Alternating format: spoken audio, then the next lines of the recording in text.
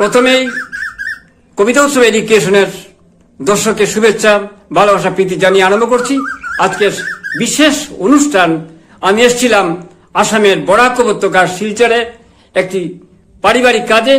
এক ফাঁকে আমি এসেছি এই অঞ্চলের বিখ্যাত সাধল পত্রিকার সম্পাদক রানা চক্রবর্তীর কাছে। তিনি সম্পাদনা করে যাচ্ছেন এবং অনেকগুলি গ্রন্থের তিনি লেখক। তার কাছে কিছু কথা শুনবো, তার আগামী পরিকল্পনার কথা শুনবো এবং তিনি আমাদের কাছে কবিতা উপহার দেবেন। আমি যাচ্ছি সম্মানিত রানা চক্রবর্তীর কাছে। বলুন স্যার, আপনি আপনার কিছু কথা বলুন। আপনি ধন্যবাদ আশুদা আমাদের অনুপ্রেরণা। এবং প্রথম যখন সাধল পত্রিকা বের হয়, বিশেষ করে হাইলাকান্দি থেকেই সূচনা হয়েছে সাধল পত্রিকার। এখন আমি রিটায়ারমেন্টের পরে শিলচর এসছি, তো সাধল পত্রিকার মুখ্য কার্যালয় শিলচর হয়ে গেছে, কিন্তু হাইলাকান্দি আমরা রেখেছি। এটা একটা সর্বভারতীয় পত্রিকা, ভারতের যে কোনো স্থানে থেকেই প্রকাশ করা যায়। এই পত্রিকা যখন প্রথম করেছিলাম তখন পত্রিকার রূপ, পত্রিকার সাইজ, লেখা, কালেকশন সবকিছু কিন্তু আমাদের আশুতোষ দাস, কবি আশুতোষ দাস, আশুদা আমরা ডাকি, এই আশুদাই সবকিছু কিন্তু করে দিয়েছিলেন। এই ঋণ আমি কোনোদিন শোধ করতে পারবো না। গত 21 ইংরাজির মার্চ মাসে আমারই বড় ছেলে, বড় পুত্র শ্রীমান বিতরণনাথ চক্রবর্তী, সে করোনা কালে সে প্রয়াত হয়। সেও সাহিত্যকর্মী ছিল এবং তার মৃত্যুর পরে অনেকেই আমাকে উপদেশ দিয়েছিলেন, পরামর্শ দিয়েছিলেন যে তার নামে বিতরণকে আমরা এই সমাজে বাঁচিয়ে রাখবো। তার নামে যদি আমরা কোনো পুরস্কার, কোনো সম্মাননা, অনেক কিছু দিতে পারি, যতদিন পারি ততদিন দিয়ে যেতে পারি, তাকে আমরা এই সাহিত্য সমাজেই বাঁচিয়ে রাখবো। পরামর্শটা আমার খুব ভালো লেগেছিল এবং সেই থেকে 21 ইংরাজি ডিসেম্বর মাস থেকেই আমরা, তার জন্মদিন 20 ডিসেম্বর, তো এই 20 ডিসেম্বর থেকেই আমরা শুরু করেছি।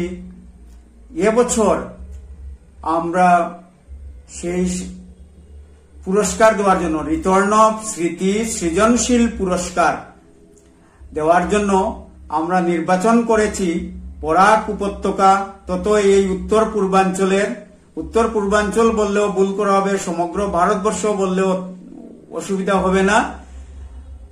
আসাম বিশ্ববিদ্যালয়ের আমাদের প্রাক্তন উপাধ্যক্ষ তপোধীর ভট্টাচার্য মহাশয়, পণ্ডিত ব্যক্তি, ওনাকেই আমরা রিটার্ন অফ স্মৃতি সৃজনশীল পুরস্কার দিয়ে ভূষিত করব এবছর। সঙ্গে আমরা এই সাধল পত্রিকা যে বের হয় সেটা সপ্তাশ্য সংস্থা থেকে বের হয়। সেই সপ্তাশ্য সংস্থা প্রতি বছর অনেক গুণীজনকে সম্বর্ধনা দিয়ে যাচ্ছে পুরস্কারের সঙ্গে, রিটার্ন পুরস্কারের সঙ্গে বিভিন্ন খাতে পুরস্কার দিয়ে যাচ্ছে।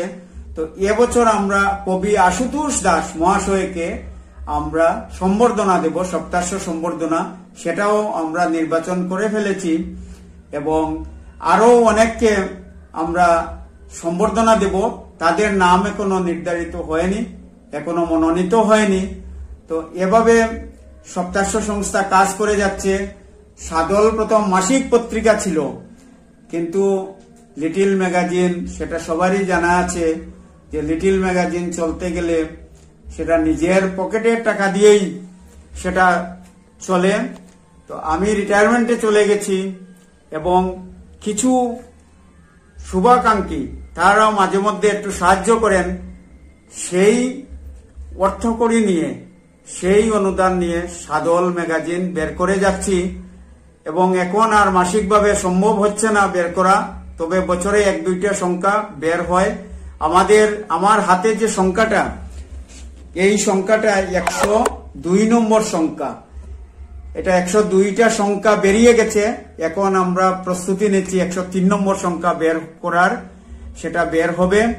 এবং আশুদা আজকে যে আমার বাড়িতে এসছেন, আমি নিজেকে খুবই ধন্য মনে করছি। ওনার সঙ্গে আলাপ করতে খুবই ভালো লাগে। উনি নিবেদিত প্রাণ, সাহিত্যে নিবেদিত প্রাণ এবং উনি যে এই মোবাইল কম্পিউটারে যে কাজ করে যাচ্ছেন এবং একসঙ্গে এত হাজার হাজার লোক দেখছে উনার কাজকর্ম। উনি ফিল্মেও কাজ করেন, ছোট ফিল্মে কাজ করেন, এগুলো বিষয় উনার সম্পর্কে বলে আমি শেষ করতে পারবো না। তো আজকে আশুদা আমরার অনুপ্রেরণা, আশুদাকেই আমরা ফলো করে অনুকরণ করে আমরা এগিয়ে যাচ্ছি, এতটুকুই বললাম। না, আমার কথা এত বলার দরকার নেই। আমি তো আপনার শুভেচ্ছায় রয়েছি, আপনার ভালোবাসায় আছে, আপনার পাশে, আপনার পাশে আছে। আশুদার সাহায্য সহায়তা যতটুকু পেয়েছে এবং ভবিষ্যতে আরো পাবো, এই আশা রেখে আমি আমার সামান্য কথা এখানে তুলে ধরলাম। আপনি আপনার কবিতা পড়তে পারেন, আপনার কবিতা তো সংকলনে আছে, আপনি পড়ে নিন। এবং আপনার ছেলে যে জিতন্নভ, আমি তাকে চিনতাম, আপনার আগে বাড়িতে যেতাম মাঝে মধ্যে, আপনার এই নির্বাক আশ্রমে আসে যে বাড়িতে জিতন্নভ আমার অত্যন্ত স্নেহভাজন ছিল, তাকে নিয়ে আমি কবিতাও লিখেছি। এবং আপনার এই কাজকে আমরা স্বাগত জানাচ্ছি। আপনি এগিয়ে যান, এই অঞ্চলের একটা আদর্শ স্থানীয় কাগজ পড়ে নিন আপনার। আমি একটা কবিতা, আমার পুত্রের মৃত্যুতে আমি একটা কবিতা লিখেছিলাম, সেটা আরো দীর্ঘ কবিতা হবে, তার একটা প্যারাগ্রাফ, আচ্ছা পড়ে নিন একটা অংশ আমি পড়ছি। কবিতাটার নাম হলো এক পুত্রহারা পিতার আর্তনাদ। সর্বজনে বলে আশার মুকুলে, তুমি পরম মঙ্গলময় পিতা, আমার বেলা কেন ছলো খেলা, বলো হে বিধাতা। সেজেছিল প্রবল সম্ভাবনাময় সত্তা, আমি এক পুত্রহারা অবাগা পিতা। ক্ষণিকের তরে ধ্রুবতারা হয়ে জন্ম নিয়েছিল কাব্য নীড়ে, উজ্জ্বল চক্ষু নিষ্প্রভ নিমেষে, আধারে আধার বরে বসন্ত দিবসে। চক্রের পলকে বিকচন মুখ মুকুল, বৃন্তচ্যুত হলো কি যে ছিল ভুল।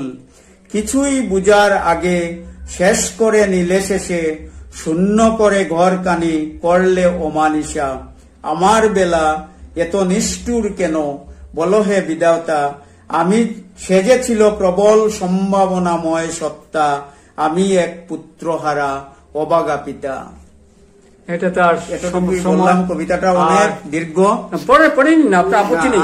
আর পড়ছি না, এটা অনেক দীর্ঘ কবিতা। এই প্রথম প্যারাগ্রাফটাই আমি পড়লাম। তোমার মায়ের ছবি থাকলো সঙ্গে, আমি আপনার দেখাচ্ছি। অত্যন্ত সুন্দর বাড়ি, পরিচ্ছন্ন বাড়ি, শিল্পীর বাড়ি। কবিতা উৎসব এডুকেশন অনুষ্ঠান আপনারা দেখতে পাচ্ছেন, আপনারা দেখুন, শুনুন, আমাদের পাশে থাকুন। আজ এখানে শেষ করছি। ধন্যবাদ। কবিতা হলো সুস্থ বেঁচে থাকার অক্সিজেন। নমস্কার।